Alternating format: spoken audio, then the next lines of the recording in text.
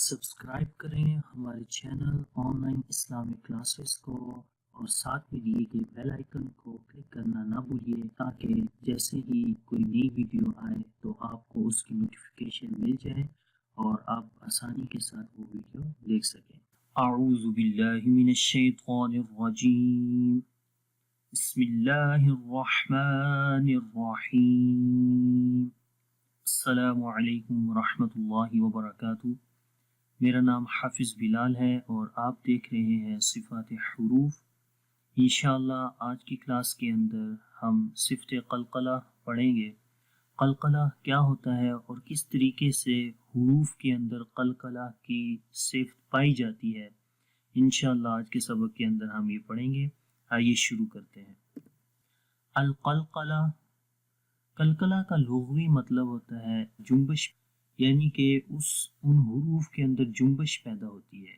اور یہ کتنے حروف ہیں؟ 5 حروف ہیں، اور یہاں پر آپ دیکھ سکتے ہیں قطب جد، قاف، طا، با، جیم، دال۔ یہ 5 حروف ہیں کہ جن کے اندر قلقلہ ہوتا ہے، جنبش ہوتی ہے۔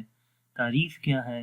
اصطلاحی تجوید میں حروف کے سکون کے وقت ان کے مخرج میں پیدا ہونے والی جنبش کو قلقلہ کہتے ہیں۔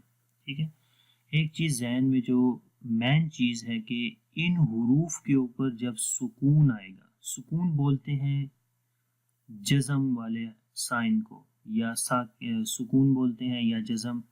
جیسے یہاں یہ 5 حروف لکھے ہوئے ہیں، ان 5 حروف کے اوپر آپ دیکھ سکتے ہیں کہ سکون کا سائن موجود ہے۔ ٹھیک ہے، تو وہ یہی بتا رہے کہ حروف کے سکون کے وقت، یعنی کہ جب ان کے اوپر سکون ہوگا اس وقت قلقلہ ہوگا۔ اگر ان کے اوپر سکون نہیں ہے تو پھر قلقلہ نہیں ہوگا۔ جو باقی صفات ہم نے پڑھی ہیں اس سے پہلے والی، وہ ہم نے کہی تھی کہ وہ مطلق صفات ان کے اندر موجود رہتی ہیں۔ مطلب اگر تو ان حروف کے اوپر سکون کا سائن آتا تو پھر جو صفت ہوتی تھی وہ زیادہ واضح ہو جاتی تھی، اور اس کے علاوہ ان حروف کے اوپر اگر زبر زیر پیش آتی ہے تب بھی وہ صفت ان حروف کے اندر موجود رہتی تھی، لیکن اس وقت وہ صفت زیادہ واضح نہیں ہوتی تھی۔ لیکن قلقلہ ان سے تھوڑا سا مختلف اس حوالے سے ہے کہ ان حروف کے اوپر جب جزم یا سکون کا سائن آئے گا تبھی ان حروف کے اندر قلقلہ ہوگا، اس کے علاوہ ان حروف کے اندر قلقلہ نہیں ہوگا۔ تو حروف کے سکون کے وقت یہ ہو گیا ان کے مخرج میں پیدا ہونے والی جنبش۔ تو وہ جنبش کیسے پیدا ہوتی ہے؟ اس کی ایک مثال میں آپ کو دے دوں کہ اگر آپ ایک بال لیں اور اس کو اونچائی سے نیچے زمین کی طرف پھینکیں گے تو وہ زمین کے اوپر لگ کر ایک دم اوپر کی طرف اٹھے گی۔ ٹھیک ہے، تو جیسے ہی بال زمین پہ لگتی ہے اور اوپر کی طرف اٹھتی ہے تو اس طرح کی جو آواز پیدا ہوتی ہے، جو ساؤنڈ آتی ہے، وہ قلقلہ کی ساؤنڈ اس کو کہہ سکتے ہیں۔ ٹھیک ہے، یہاں پر آپ دیکھیں ایک امیج ہے، الفرق بین الساکنی والمقلقلی والمتحرک، یعنی کہ ان حروف کے اوپر جب ساکن ہو تو کس طریقے سے وہ ان کے اندر آواز ہوتی ہے، مقلقل جب قلقلہ کیا جائے گا تو پھر کیسے ہوگی، اور متحرک جب زبر زیر پیش آئے گی تو پھر کس طریقے سے ان کے اندر آواز ہوگی، اور مخارج میں کیا چیز جو ہے وہ حرکت میں آئے گی۔ تو ساکن سب سے پہلے مطلب ان حروف کے اوپر جب سکون آئے تو پھر کیا ہوتا ہے، ان کی کیفیت کیا ہوتی ہے، کیفیت و خروجی ہی، ان کے نکلنے کی جو کیفیت ہے وہ بالتصادم ہے، یعنی کہ ٹکراؤ ہوتا ہے، تصادم ہوتا ہے۔ مطلب کہ مخرج، فار ایگزامپل ہم بات کرتے ہیں قاف کی، تو قاف میں کیا ہے، قاف کا مخرج کیا تھا کہ زبان کی جڑ جب تالو کے نرم حصے پہ لگے گی تو اس وقت قاف ادا ہوتا ہے۔ ہم پڑھتے ہیں اق، تو ہوتا کیا ہے، ساکن تصادم کا مطلب میں آپ کو بتا رہا ہوں، ٹکراؤ، کہ جب زبان کی جڑ اوپر تالو کے نرم حصے پہ لگے گی تو یہ کیا ہوا، تصادم ہوا، ٹکراؤ ہوا، زبان کی جڑ کا تالو کے نرم حصے کے ساتھ ٹکراؤ ہوا، اور جیسے ہی ٹکراؤ ہونے کے بعد ہم نے وہ ٹکراؤ ہوا تو یہ ساکن کی حالت تھی، ٹھیک ہے، تو اس میں کیا ہوا تو مطلب کہ ان میں تصادم ہوا، ٹھیک ہے، یہ ٹکراؤ ہوا، تو کلکلا جب کریں گے تو پھر تباعد ہوگا۔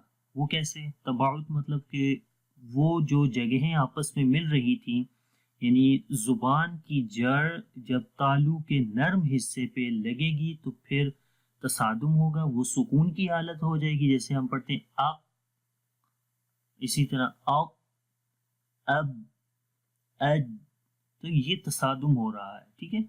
قلقلہ اس صورت میں ہوگا جب تباعد ہوگا، یعنی کہ وہ مخارج کی جگہیں آپس میں جب ٹچ ہوں گی پھر وہ الگ ہو جائیں گے، تباعد ہوگا، دور ہو جائیں گی، تو پھر کلکلہ کی آواز آئے گی، جیسے ہم پڑھتے ہیں اق، اق، تو یہ ق، یہ کیا ہو گیا، یہ کلکلہ کی آواز آئی۔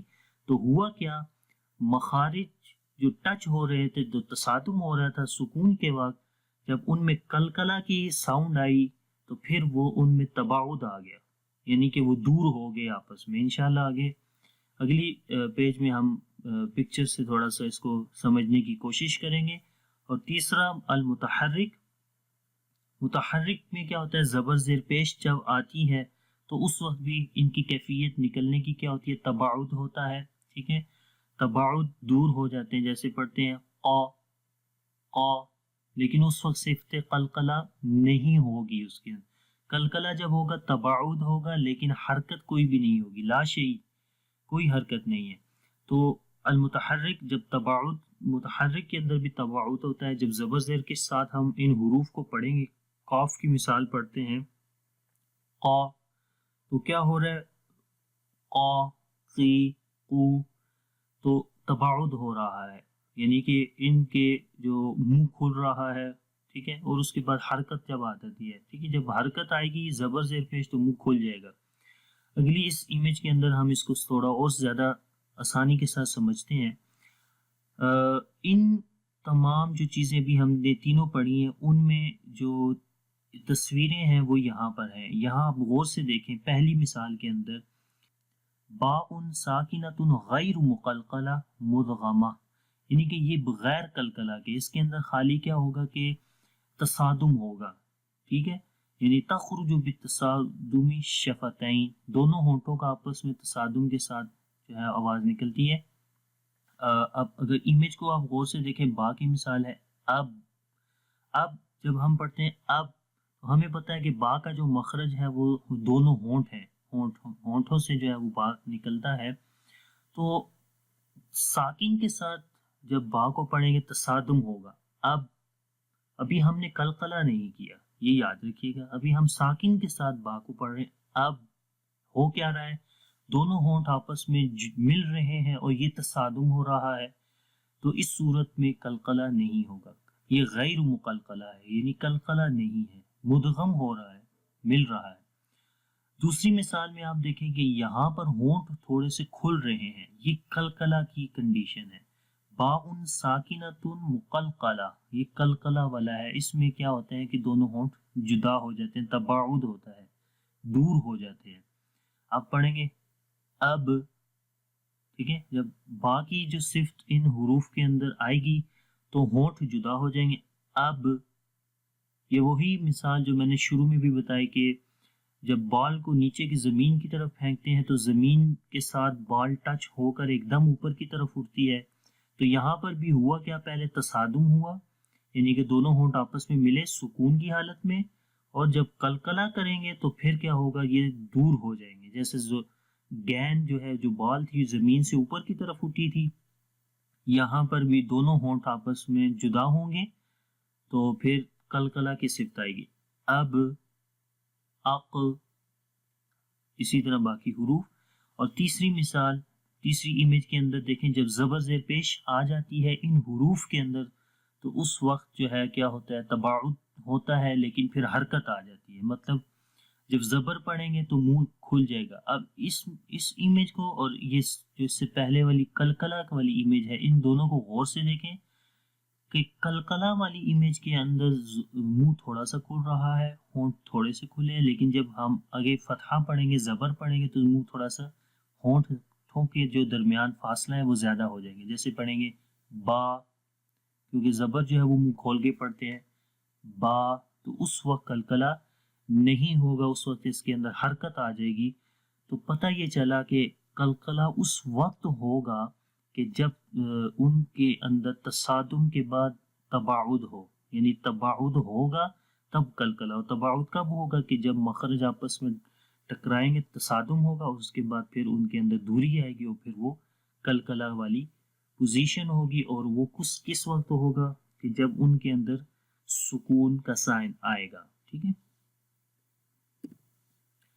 اب اس امیج کے اندر یہ دیکھیں کہ کلکلا کی 3 قسمیں ہیں.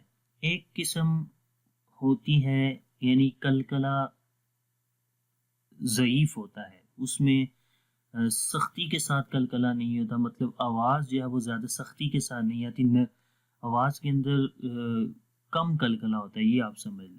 ٹھیک ہے. کلکلا کم ہوتا ہے، ویک ہوتا ہے. دوسری مثال میں تھوڑا سا اسٹرونگ کلکلا ہوتا ہے، اس سے تھوڑا سا زیادہ تیز آواز آتی ہے. اور تیسری مثال کے اندر ضبط سے زیادہ کلکلے کی آواز آئے گی.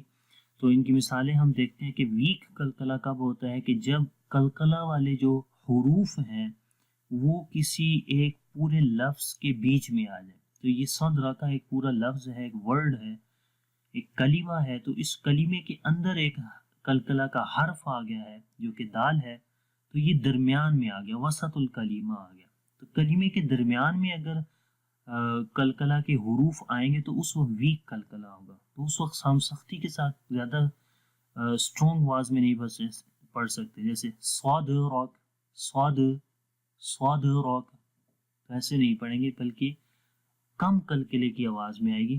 سواد راک، سواد راکا، سواد راکا. ٹھیک ہے. سختی کے ساتھ سواد راک، یہ غلط ہے. ٹھیک ہے.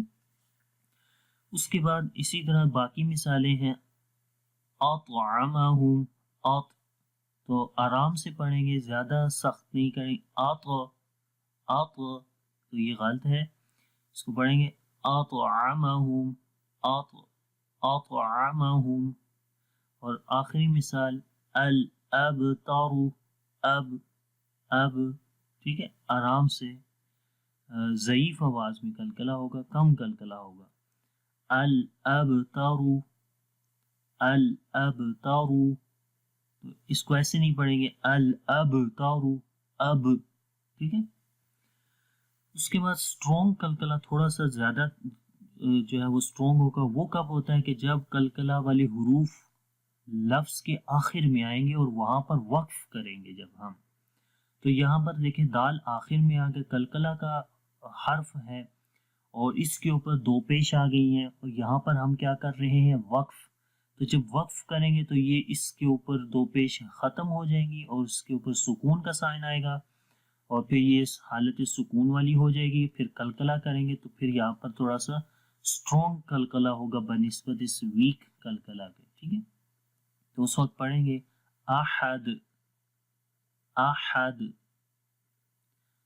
اور پھر ایک اور چیز ذہن میں رکھیں کہ اس کے اندر کچھ لوگ یہ غلطی کرتے ہیں کہ جب وہ اس طرح کلکلا کرتے ہیں کہ جب کلکلا والے حروف آخر میں آتے ہیں تو وہ آخر میں حمزہ کی آواز پڑھ دیتے ہیں. جیسے احد، ایسے آخر میں حمزہ کی آواز آ جاتی ہے. جیسے الصمد، تو یہ تھوڑا سا غلط ہو جاتا ہے. کوشش کریں کہ آخر میں کلکلا کی آواز آئے، ایکسٹرا کوئی جو حمزہ ہے اس کی آواز نہیں آئے. احد، احد، الصمد، الصمد، حسد، حسد. اس کے بعد آخری جو کلکلا کی قسم ہے وہ اسٹرونگسٹ ہے، یعنی کہ یہاں اس کنڈیشن میں جب کلکلا والے حروف آئیں گے اور وہاں پر جب ہم سٹاپ کریں گے، رکیں گے، تو اس وقت سب سے زیادہ سخت آواز میں کلکلا ہوگا، اسٹرونگ کلکلا ہوگا. اور وہ کب ہوتا ہے؟ کہ جب ان حروف کے اوپر شاد کا سائن آتا ہے، تشدید آتی ہے، اور پھر وہاں پر ہم وقف بھی کرتے ہیں. ٹھیک ہے. تو پڑھیں گے والحج، حج. تو پہلے کیا ہوا؟ हज, जब आपस में ये मिले मुदगम हुआ और फिर जब जो दूसरी आखिर में आवाज आएगी वो कलकला की। वल हज, हज मुदगम और ज, वल हज। अल हक, अल हक। वतब, वतब।